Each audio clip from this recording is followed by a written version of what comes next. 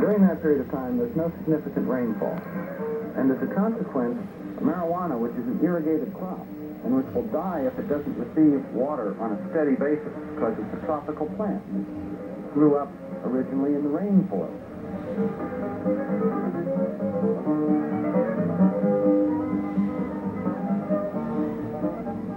Well, apparently in this county, lots of people get into it. There's small crops, there's big crops, and everything in between, and there's people close into town that have it in their backyards, and there's people out on the ridge tops that are miles from nowhere.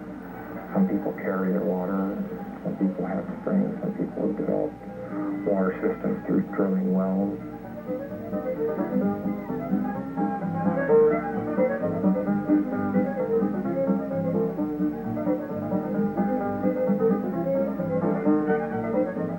The one thing that kept the Mexican importers in business was you could get a lot of it into the country fairly cheap.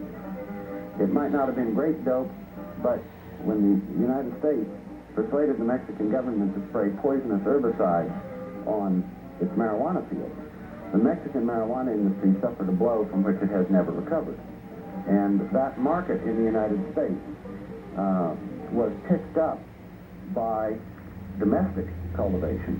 A lot of people try hard to live off their land on other means, and marijuana is used as the supplement that allows them to crack the nut.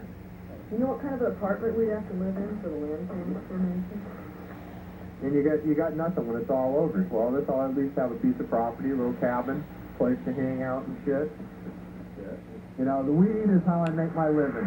It's like anybody else and how they make their living. They just forget about it, go home, do what they want to do, and work on from there.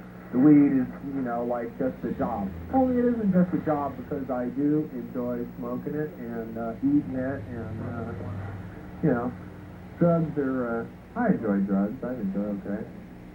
You put it in by the 1st of June. And then from the 1st of June, then they just start growing. You're going to be sexing them in August, July, August. Keep an eye out for sex constantly. Make sure the males get out of there before they pollinate.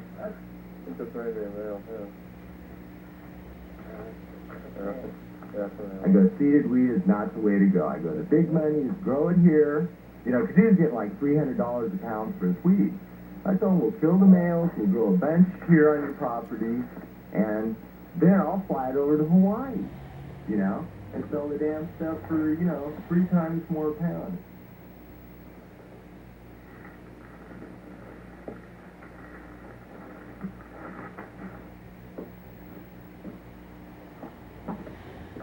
It's hard to make a living this way, but I must admit we do put out some of the best looking buds that come out of the area.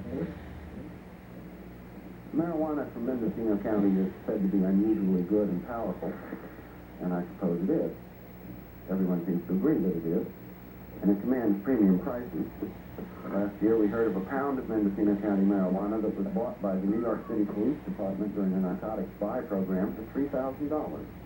That was the street price per pound wholesale of our best local dope.